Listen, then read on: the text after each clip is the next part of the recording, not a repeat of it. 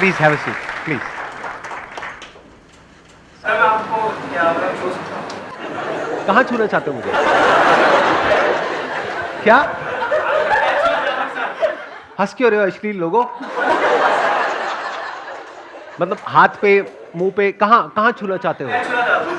पैर छूना चाहते हो? अरे नहीं नहीं नहीं, मैंने इमेजिन किया था कि आप रेड शर्ट पहन के आओगे, फिर मैंने कहा थोड़ी ना sir red sir. Law of attraction है ना? मैंने सच में करना। आपने सोचा, इमेजिन किया कि सर आएंगे रेड शर्ट में, और सर रेड शर्ट में आ गए, और आपने कुछ इमेजिन किया था जो सच हुआ? आपके साथ आकर वहां बोलूंगी। आपने ये भी इमेजिन किया था कि आप मेरे साथ में यहां पर आकर के बोलोगे। अब इसको मैं झूठा प्रूव करके ही रहूंगा।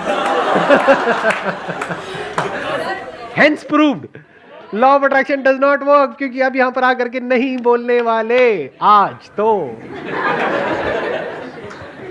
सबसे पहले थैंक यू वेरी मच।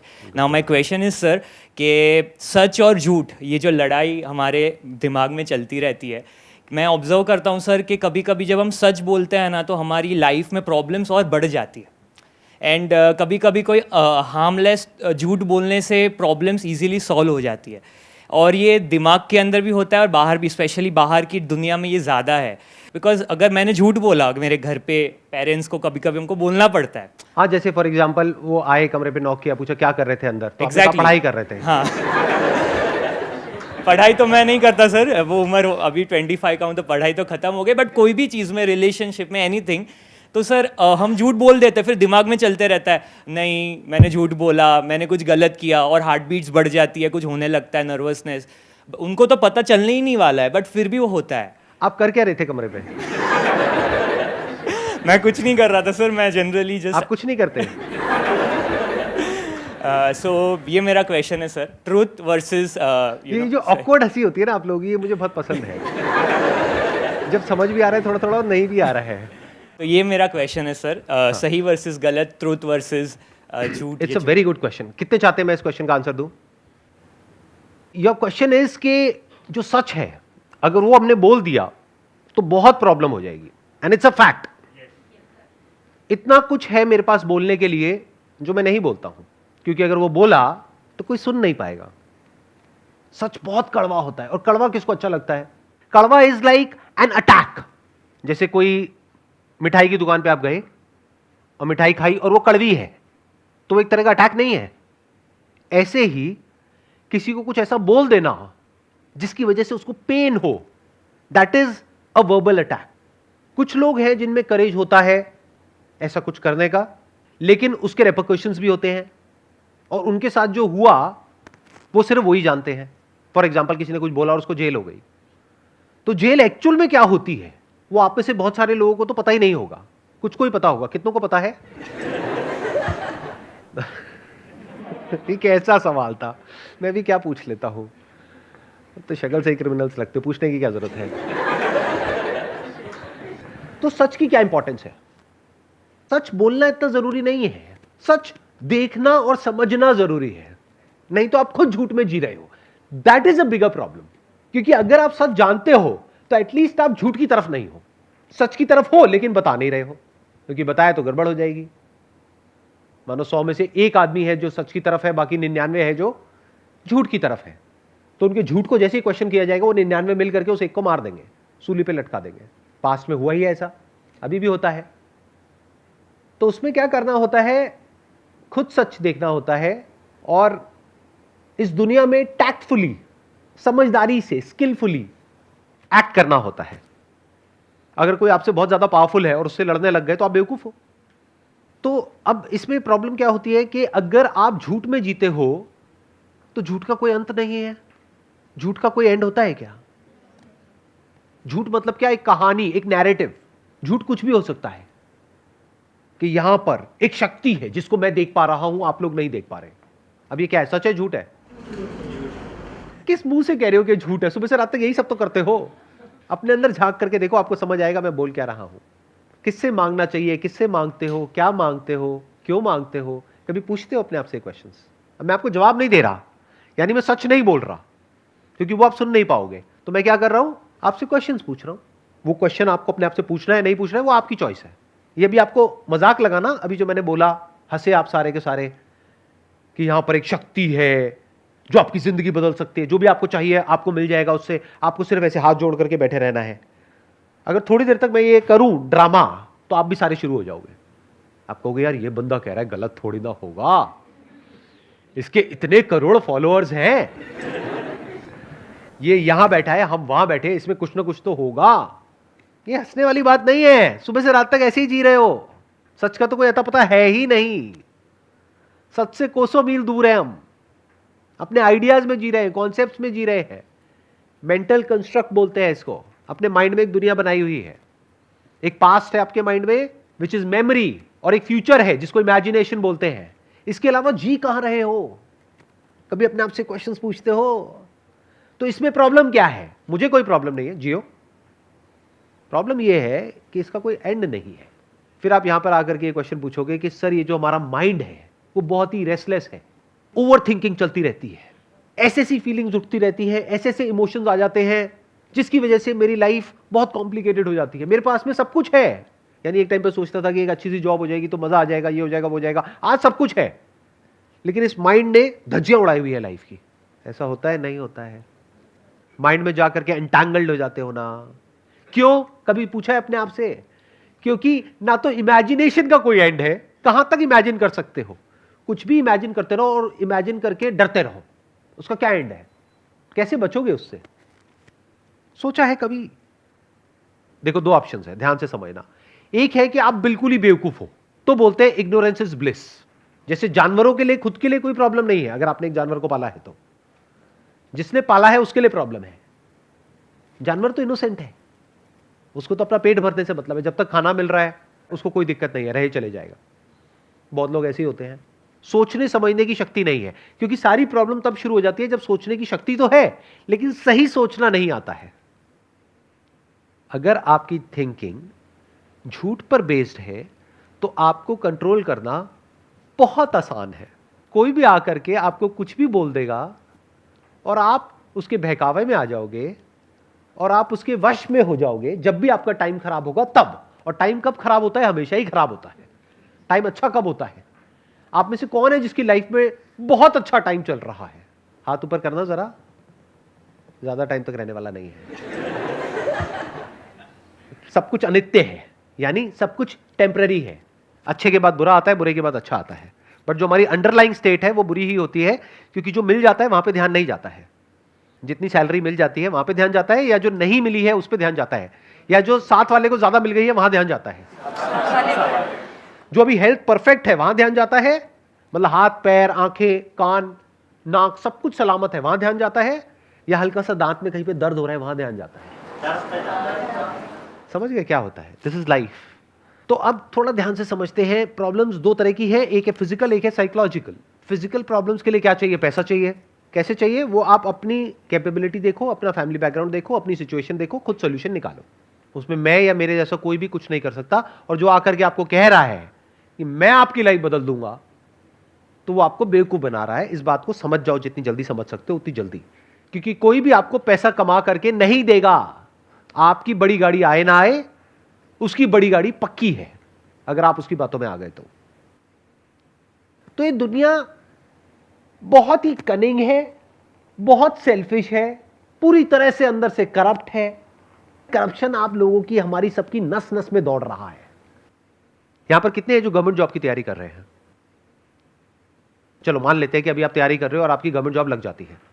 वहां पर कुछ बहुत गलत होते हुए देखते हो, जिसकी वजह से लोग मर रहे हैं। आकर के अपने घर में बात करते हो अपने पेरेंट्स से कि ऐसा कुछ हो रहा है, क्या मैं आवाज उठाऊं? क्या मैं कुछ बोलूं, किसी को कंप्लेंट करूं? क्या मैं उनसे लड़ूं? तो आपके पेरेंट्स क्या कहेंगे? इग्नोर कर दो, क्या फर्क पड़ता है, अपने काम से काम रखो। तो क्या आपके पेरेंट्स करप्ट नहीं है? तो वो जो आपके सबसे क्लोज है इस दुनिया में, वो जिन पे आप ब्लाइंड ट्रस्ट कर सकते हो, अगर वो ही करप्ट है तो बाकी दुनिया का तो छोड़ ही दो।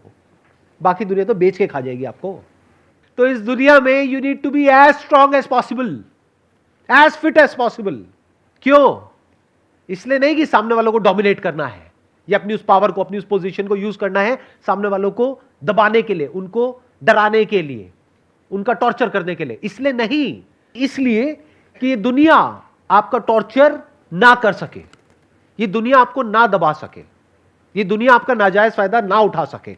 इसलिए you need to be as fit as you can. Survival of the fittest is the law of this universe. अभी जैसे आपने बोला था लॉ ऑफ सर्वाइवल फिटेस्ट वाला लाइन, तो सर जब भी ये लाइन दिमाग में आती है तो ऐसा लगता है कि जैसे फिर सही गलत का सारा डिफिनेशन ख़त्म हो गया। क्योंकि अभी जैसे आपने एग्जांपल दिया था कि आप गवर्नमेंट जॉब कर रहे हो, वहाँ पे आप देख रहे हो कि कुछ गलत हो रहा है, लेकिन ये हमको पता है जो गलत कर रहा है वो इस टाइम पे पावरफुल आदमी है, ठीक है। तो सर फिर जब हमको ऐसा लगने लगता है कि यही है, अभी तो ये पावरफुल है, लॉ ऑफ सर्वाइवल इसके लिए काम कर रहा है क्योंकि वो उसने खुद को पावरफुल बनाया है, कोई उसको तो टॉर्चर नहीं कर सकता। तो ऐसा लगता है कि सर फिर हम भी यही सब करें जो ये कर रहा है, हम यहाँ पे पहुँचे तो हमारे लिए भी लॉ ऑफ सर्वाइवल काम करेगा। सर्वाइवल ऑफ द फिटेस्ट मतलब क्या? कि आप इतने कैपेबल हो कि आप कुछ भी करके कहीं से भी कितना भी पैसा कमा सकते हो, तब आप एक्चुअल में कैपेबल हो। अगर किसी पे डिपेंड हो तो आप कैपेबल कहां हो? तब तो आप कठपुतली हो। कड़वा है लेकिन सच है। सर्वाइवल ऑफ द फिटेस्ट बिल्कुल लेमैन लैंग्वेज में बोला जाए। महाभारत देखी है आप सबने? कितनों ने देखी है? हाथ ऊपर करो। सबने देखी है। उसमें दो वर्ड्स के बारे में आपने सुना होगा, धर्म और अधर्म। एंड में जीत हमेशा सच की होती है, सच की होती है, धर्म की होती है। ऐसा क्यों? अगर आप एक सही रास्ते पे चलोगे लाइफ में तो आपका माइंड इस लायक होगा कि आप लाइफ की जो हायर पॉसिबिलिटीज है, जो हायर लेवल की नॉलेज है, उसको समझ पाओगे। अगर गलत होगे या गलत लोगों के साथ में जुड़े हुए होगे तो धीरे धीरे आप भी वैसे ही हो जाओगे। तो अगर कोई सही बात भी करेगा तो आपको समझ ही नहीं आएगी। तो अगर आप अधर्म के साथ रहे तो कीड़े मकोड़ों की तरह जियोगे और कीड़े मकोड़ों की तरह मरोगे। आप चाहे जियो चाहे मरो, उससे किसी को कोई फर्क नहीं पड़ता है। अब अगर आप धर्म की तरफ हो तो क्या होता है? अब ये सुनने में थोड़ा मॉडर्न नहीं लग रहा होगा आपको, ये वर्ड्स ठीक लग रहे हैं? समझ आ रहा है? देखना, पहले मैं इसके भी डेफिनेशन क्लियर कर देता हूं। जब मैं धर्म और अधर्म ये जो वर्ड्स यूज कर रहा हूं तो मेरा मतलब क्या है। धर्म आज की डेट में लोग बोलते हैं रिलीजन। अरे रिलीजन की बात नहीं कर रहा हूं। धर्म का मतलब होता था आज से हजारों साल पहले लॉज ऑफ द यूनिवर्स। उसके हिसाब से चलोगे तो आप धर्म के रास्ते पे चल रहे हो, लॉज को वायलेट करोगे तो अधर्म के रास्ते पे चल रहे हो। सबसे बड़ा लॉ क्या है इस यूनिवर्स का? औरों के साथ में वैसे ही एक्ट करो जैसे आप चाहते हैं कि वो आपके साथ में एक्ट करें। ये धर्म का एसेंस है कि अगर आप चाहते हो कि आपसे कोई तमीज से बात करे तो आपको औरों से तमीज से बात करनी है। आपको दुनिया के साथ में वैसे ही एक्ट करना है जैसे आप चाहते हो कि दुनिया आपके साथ में एक्ट करे, अगर आप उस सिचुएशन में हो तो। यह धर्म है। जो आदमी सही रास्ते पे चल रहा होता है उसके अंदर डर नहीं होता है, उसकी सेल्फ एस्टीम हाई होती है, वो सेंसिबल होता है, वो ये समझ सकता है कि सही क्या है गलत क्या है, इसके बीच में वो फर्क देख सकता है। इस फर्क को देखने को इंटेलिजेंस कहते हैं, यानी वो इंटेलिजेंट होता है, वो वाइज होता है। तो जो इंसान इंटेलिजेंट है, वाइज है, वो जो हमारे स्क्रिप्चर्स है, वेद है, उपनिषद है, उनको समझ सकता है। कहते हैं ना एंड में जीत हमेशा धर्म की होती है, सच की होती है। तो जीत क्या है और हार क्या है जिंदगी के मकसद से? कौन जीता कौन हारा? करोड़ों अरबों लोग आए आपके जैसे इस दुनिया में, आए और चले गए, किसी को कोई फर्क पड़ा? तो उसमें से कौन जीता कौन हारा? सोचो, कभी दिमाग लगाओ इस तरीके से मेरे प्यारे खचरों। सोचते क्यों नहीं हो? बिजी हो क्या अपने चिंदी कामों में? थोड़ा तो वक्त निकालो ना अच्छी चीजें सोचने के लिए। कौन जीता इस जिंदगी में और कौन हार गया? जिंदगी का जो हाईएस्ट पॉसिबिलिटी, ह्यूमन होने का जो एक्चुअल में मतलब है, जिसने उस पॉसिबिलिटी को एक्सप्लोर कर लिया और जिसने उसको अचीव कर लिया, वो जीत गया, बाकी सब हार गए। तो करोड़ों अरबों खरबों लोग हार गए और कुछ लोग जीत गए। कौन है वो कुछ लोग जो धर्म के रास्ते पे चले? अगर आप एक पक्षी हो तो आपकी लाइफ का पर्पस क्या है? उड़ना। अगर वो पक्षी उड़ ही ना पाए पूरी जिंदगी, जमीन पे ही जिया जमीन पे ही मरा, तो क्या कहेंगे? वो जीता या हारा? हार गया। ऐसे ही इंसान की जिंदगी की हाईएस्ट पॉसिबिलिटी क्या है जो जानवर नहीं कर सकता? ऐसा क्या है जो इंसान कर सकता है? इंसान खुद को जान सकता है, जानवर खुद को नहीं जान सकता, क्योंकि जानवर एक क्वेश्चन ही नहीं पूछ सकता, हु एम आई। तो ये क्वेश्चन आप पूछ सकते हो और आपके अंदर वो इंटेलिजेंस है कि इस क्वेश्चन के एंड तक आप जा सकते हो। ये है जीत, बाकी सब है हार। और जिंदगी में जीतने के लिए आपको धर्म के रास्ते पे चलना होगा।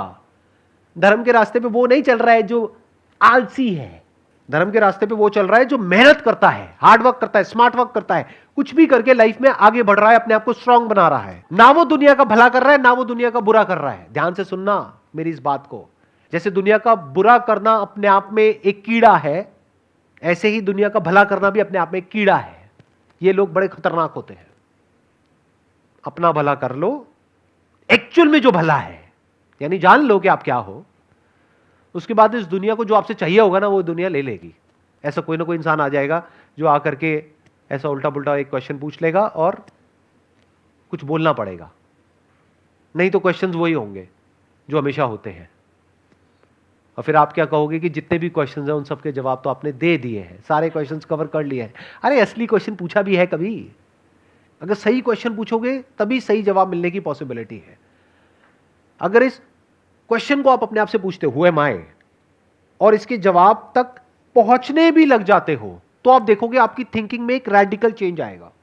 झूठ धीरे धीरे हटता चला जाएगा लाइफ में से, और जो सच है वो आपके सामने होगा। सच जैसा है, जो है, वो आपके सामने होगा। और सच चिंदी बातों का नहीं कि मुझे ये चाहिए, मुझे वो चाहिए, मुझे वो चाहिए, नहीं, कि लाइफ क्या है, डेथ क्या है, भगवान क्या है, ये यूनिवर्स क्या है, डिजायर क्या है, थॉट क्या है, फीलिंग्स क्या है, इमोशंस क्या है।